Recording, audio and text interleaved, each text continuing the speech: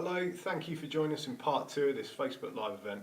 I'm joined by the Head of Major Crime, Detective Superintendent Ian Hunter, and he's going to take us through how detectives investigate a murder, and we're going to use the case study of a murder of Sarah Dahane with the family's permission.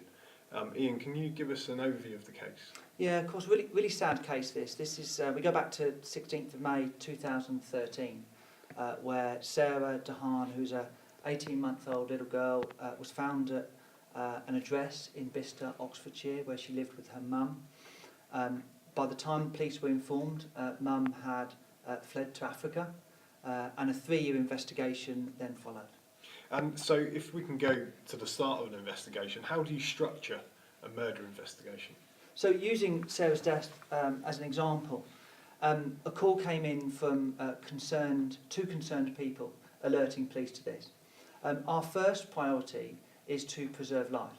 So our uniformed colleagues would have been told by the control room. They'd have been dispatched immediately. They went to the address. They found that there was no response to the door and they forced entry. They conduct a search of the address. Sadly, they find Sarah dead in a bedroom.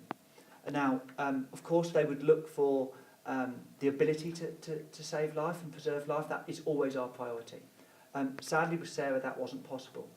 So we then move on to the kind of next building block, really, which is making sure we preserve the scene. Forensic evidence in any murder is of vital importance, and we want to disrupt that scene as least as possible. So restricting the amount of people that need to go in there, making sure they're dressed appropriately in scene suits and shoe covers, etc. Making sure that we've got a common way into an address is important as well. So we look to preserve that scene as much as possible, seal it off, and that's where people will see the police tape go around that area. Then the uniformed colleagues would then call major crime. That would get referred into me. I was the duty senior investigation officer that day. Happened to be relatively local, so I was able to go and start that assessment of the scene. I will be looking to how can we best secure the evidence that we've already got and gather further evidence, because of course what we want to do is start to identify, make sure we know who's in that house, so identifying Sarah at that stage.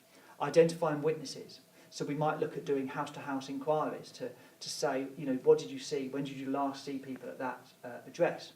All of that helps us to then identify who the suspect is. So it's kind of a building block approach really, and lots of fast-track actions that we would look to put in place at the earliest opportunity to make sure we're not losing any evidence. And we're going to take some of your questions now. Catherine asks, how can DNA be used as key evidence in a trial, that we all leave a DNA trail, is that correct? Well, I mean, we go by the basis really that, you know, every contact leaves a trace. So when it comes to forensic evidence, we would be working really hard with our expert forensic teams. You know, we've got some real specialists within our crime scene investigators who do a tremendous job and work really, really closely with major crime and other teams around the force. So, you know, by preserving that scene, we'll be looking at, you know, recovering evidence from that scene. Now, the DNA has advanced massively throughout my career, and, you know, that ability now to understand who came into contact with something, you know, is you know, really world leading in the UK. And Kieran asks, how can witnesses support a major crime investigation? So of course, you know, as I mentioned earlier, sometimes it's that small piece of a jigsaw, but sometimes we get witnesses that have seen everything that's happened. And of course, I completely understand that, you know, for many people, becoming involved in an investigation such as a murder, or indeed going to court, is really, really difficult. It's really concerning, it's really worrying. What I want to say to people is that, you know, there's a lot that we can do to support. There's a lot of officers are very experienced with dealing with people. We have special measures in court now to make that process much easier for people. We can even, at some cases, at the higher threshold, use witness anonymity. Legislation has come in recently. We've used it successfully within Thames Valley. Of course, there's a high bar for that, but in appropriate cases, we can use that and look after witnesses. But of course, it's just good for society for people to come forward and help make sure that bad people can't get away with things. The police alone can't do that. The community play an absolutely vital part. And Kate just wants you to reiterate where this crime happened. Yeah, this happened in Bicester in Oxfordshire, in Glory Farm. and it's not an ongoing case. We'll get to the conclusion of the case during this session. So once you've undertaken those initial inquiries, Ian, what are your line of inquiries going forward once you've dealt with the scene? Okay. So we're always looking at building a hypothesis, always trying to keep that open mind. That's important for all investigators. Understanding what might have happened here, what could have happened. So in this case, you look at, well, did Sarah die naturally and Mum, Angela Whitworth, fled in panic? Potentially. But then you look again and say, well, actually, if something had happened, she'd gone abroad. We knew by the time that we got the call she was already on a plane and into Africa. So my instinct was, well, actually, you know, she's not told anyone, she's left a child there. For me, I don't think you have to be a detective there. Natural instinct is, this is a murder investigation. But you always want to keep that open mind. So you're building up that hypothesis to understand what's happened. And then you're looking at your main lines of inquiry to develop further from there. So in this case, we had to understand how and why did Sarah die? So lots of forensic work, pathology, forensic experts to help us understand that to the required threshold to get towards a charge. We would be doing a lot of work around things like CCTV, automatic number plate recognition, tracking the travel plans of where someone had been, understanding from witnesses, and of course, importantly, supporting Nabil, Sarah's father, you know, devastated, quite clearly, understandably. Deployment of family liaison officers to work with him throughout the course of the investigation. The family officer, in this case, did a tremendous job, as they often do, always do, in fact. So keeping Nabil updated was important. And then building through, you know, the extradition process in court takes an awful lot of work and a lot of time. And then, of course, when you get to that stage, how on earth do you find someone in Africa where you don't know exactly where they are? Some of your questions. Hayley asked, have you found the increase in use of social media within TVP has helped solve crime? Yeah, social media, ironically, played a huge part in solving this crime. I think actually, you know, just the example of this really, that ability to have an openness and transparency with your local police force, I think is really important, which is why I agreed to do this. You know, having that ability to ask questions and understand more about policing is really important. That gives us that facility. It of course enables us to get witness appeals out. It enables us to update people with key messages. You think about now, lots of people go on the Thames Valley site to get advice about travel arrangements and roads that are closed, a whole manner of different things. So we can be much more transparent, a lot more communicative with people. And of course, for witness appeals, we can get to people very quickly. On the flip side of that though, think about the downside of social media. You know, it's very difficult to get to a family now when someone has died before social media. It used to be that it would be police that broke the news. Quite often now it's a friend or it's someone that's out with them has told that, you know, a family through social media. So it gives us opportunities, but of course it gives us challenges as well. And in this case, we actually targeted some of our appeals to Africa, didn't we, to try and find Sarah's mum? Yeah, we used advertising on social media and it worked remarkably well. You know, that ability to target people in a different part of the world, putting images up there is something that would not have been possible before social media. Tanya asks, is our criminals' DNA kept on file? So it gets a little bit complex there, but yes, if you're convicted of a crime, we're able to take fingerprints and DNA, and we're able to retain those as well. So yes, they are. And then we can do comparisons against other marks that have been found at crime scenes. Leighton wants to ask, what's your view on hunters on Facebook? So people who perhaps set offenders up and vigilantes, I suppose you would call them. Yeah, I suppose a difficult area really.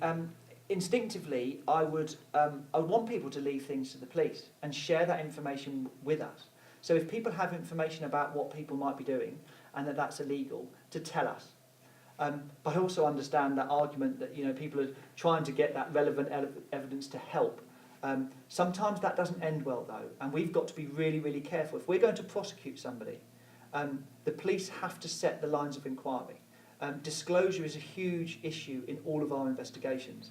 And if somebody has done something that is kind of looked like entrapment, we've got to be really careful about that. So my advice would be, if you've got information about somebody doing something illegal, tell us and allow the police to assess that and progress it. And can you explain what disclosure is for people watching? So yeah, I mean, disclosure has been in the news a lot over recent weeks and months perhaps. this is where the police gather a lot of material during the investigation. And so some of it is relevant for the prosecution case, some of it isn't material that we're going to use as part of the prosecution. But the police need to gather that and then itemise it on schedules to tell the defence, actually, this is what we have collected. And then we're basically looking at a test that says, well, you know, we've looked at this and this might be beneficial to the defence. It might undermine our own case. And we have to share that with the defence in that whole transparency side of things to make sure that people get a fair trial. We have dedicated disclosure officers in major crime to make sure we get that right. You know, really experienced, really capable people. But of course, the amount of data nowadays is presenting us with huge challenges. You know, you think about the average phone, laptop, etc. The amount of data on there is far in excess of what anybody can just sit and look at. So, you know, as data is part of the problem, it has to be part of the solution as well, and that's what we're working very hard to achieve. So, once you've charged someone in a murder investigation, the real work starts in terms of preparing for a trial. Yeah, I think I'd make a strong argument that after charge, that's where the detective skills really come to the fore. The amount of information that needs collating and presenting, and of course the inquiries that have to be very open. You know, this isn't about, you know, driving through to a particular suspect that we've got in mind. The whole objective is to establish the truth. So whether those lines of inquiry lead us towards a suspect or away from a suspect, we need to be reasonable and proportionate in following up those lines of inquiry. But the amount of work that's required to work with the Crown Prosecution Service, manage and organise the file so that can be presented later on, to work with the barristers in terms of how they present, making sure our exhibits are all in the right place, making sure the disclosure is all managed effectively. That, for me, is the real art of major crime. That's where we've got fantastic experience in amongst our staff and our officers who really do deliver, I think, first-class files to court. And in this case, Sarah Dahane case, can you remind people what happened at trial? Yeah, so Angela Whitworth was overseas, initially in Kenya. We tracked her down to Uganda, living under a false name, absolutely because of social media. That was really the significant factor in this investigation. I went out there with colleagues and we ran an operation with Uganda Police and the National Crime Agency. We located her in Uganda. She was arrested and subsequently she was brought back to the UK. And at the Old Bailey, sometime later, she pleaded guilty to Sarah's murder. She had suffocated her and she received a life sentence and a significant minimum term. And we're going to go to your questions to end now. Kathy asked, is there a limit to how long you investigate a case? I always go on the adage that I don't think the families of a victim will ever forget the loss of a loved one. So why should we in Thames Valley? We will follow all of the reasonable lines of inquiry that are there, but of course they can be exhausted.